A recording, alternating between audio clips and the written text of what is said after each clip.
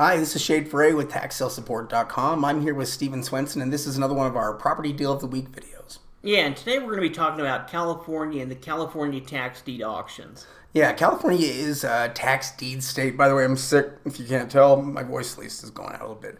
It's a tax deed state with a 5-year redemption period. So basically what that means is that counties will wait until people are 5 years delinquent on their properties, and then they'll foreclose on the properties and offer them up at auction to recover the taxes. Yeah, now the bidding is going to start at the delinquent taxes, penalties, and fees, and California will hold both on-site and online auctions. Yeah, but they don't do over-the-counter. They just do resales. So you generally can't find any over-the-counter inventory there.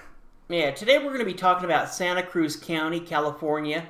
This is an auction that actually started today. In fact, we created these slides a couple weeks ago and didn't get a chance to record it, but there's some value in going through the properties and actually looking at where the bidding is right now and talk about some of them.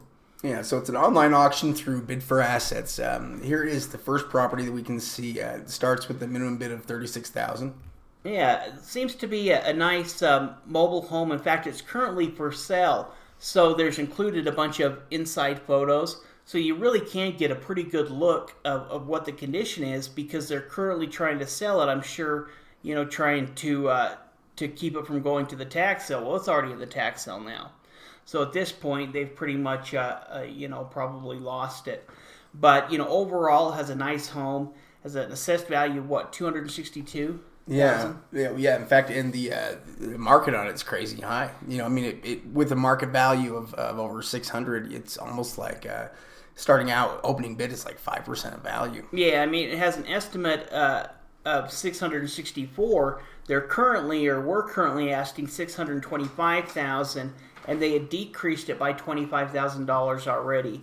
And so this is a property that's already in part of the tax sale. In most areas, at that point, it's no longer redeemable. So, there's an opportunity. Now, the minimum bid is at $36,000 right now, and it's bid up to about $80,000. Yeah, which is still plenty of room to bid on, really, and still get the property at a profitable. Yeah, these are the kind of homes, if you can pick up for 50% or 60% of value, you can do really well on. This next one here is a piece of vacant land. It's actually a 10-acre lot that is located in the same area. Yeah, now this one has an opening bid of $11,000, but it actually doesn't have anyone bids on it.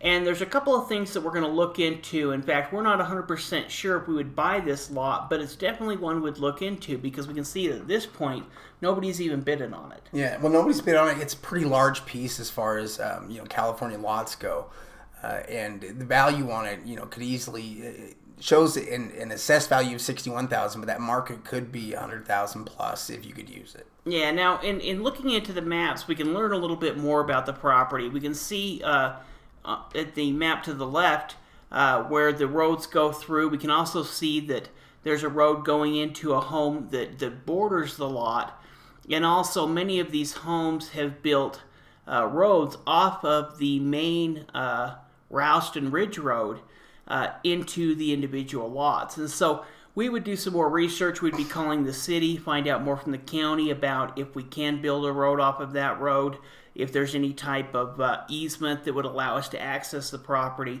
Because the one thing we really don't want to do is usually invest in landlocked property. Yeah, if it's truly landlocked, which it could be, but it may not be as well. Yeah. I think that's a good point. It certainly appears like you could use the same way the other Navy people have used it, but it would ultimately come down to the city. Yeah, and is that a private driveway? Do they give you access to it? A little bit more detail on it, but. This is the kind of property, and especially as we see the values of land within here. The home that we just looked at, the county has a majority of that value, all but like $30,000 or $40,000 in the land itself. Yeah. So the land has a higher value here, even though the home value is $62,000. If you can't get access to the property or can get an easement or someone to allow you to access it, then it could be a good, valuable property. Yeah.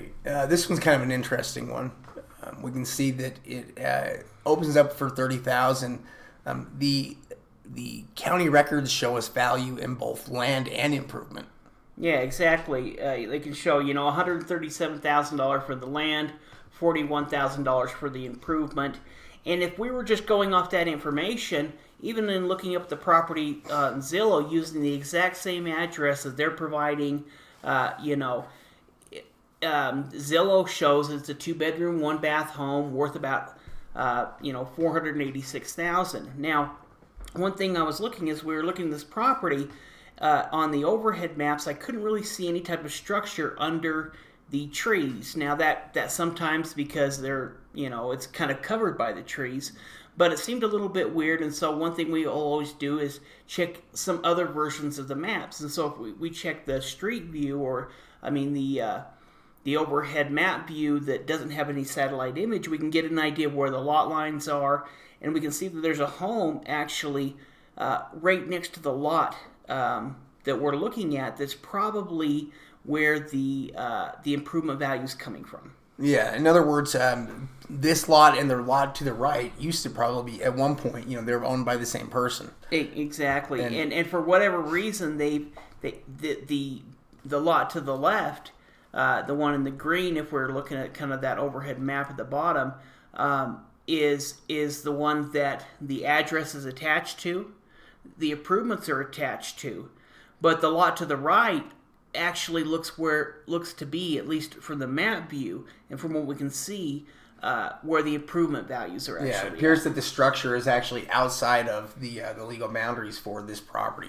So, in other words, what we're kind of seeing with this property is that it has the potential to be a major headache, and that the evaluation on the assessment's probably wrong. Well, and it all depends on what you pay for it, really, because right now the opening bid's only $30,000. It's bid up to $35,000. Now, if the improvements are attached to it, or if there is a home there that we can't see or anything like that, that's going to give those additional improvements. We can see a lot of the value here is coming in the land value. Yeah. So if you were to buy that for $30,000, $35,000 even, and let's say the land's worth $140,000. Just what the assessed value of it shows, well, then you're still getting a good property. It's a 1/4-acre lot, probably buildable. Would look into a few of those details, but it could still be a good investment. But if you're bidding on it thinking that there's a home and there's not a home, you could make a serious mistake right there. Yeah. Let's see here. The next one we have, this is 4 acres, a little over 4 acres, with an opening bid of $35,000. And really, it seems like a nice property with a high assessed value. Yeah, it shows an assessed value of $167,000. In fact, nobody has bidded on this property yet. And in looking at the overhead map, you can see some roads there. But, I wanted to really check and make sure that this property has some type of legal access. So in looking at one of the other versions of the map, we can see that the road goes, all the way to the property. In fact, kind of borders the property and goes down one side of it up at the top. And so that, we can see that this property does have legal access, has a high assessed value, is 4 acres, and at this point, nobody's even bidded on it. Yeah, which, it's a highly desirable property. It looks like it's accessible and it's large enough to be usable as well. So, the numbers make sense. It's hard to lose on this kind of deal. Yeah, and the photo there's actually just the photo that goes into the road, that we're looking at here. So that was the closest you could. But you can see all of the garbage cans and everything, those must be coming from the homes up there, kind of bringing them down to the street. Yeah, interesting.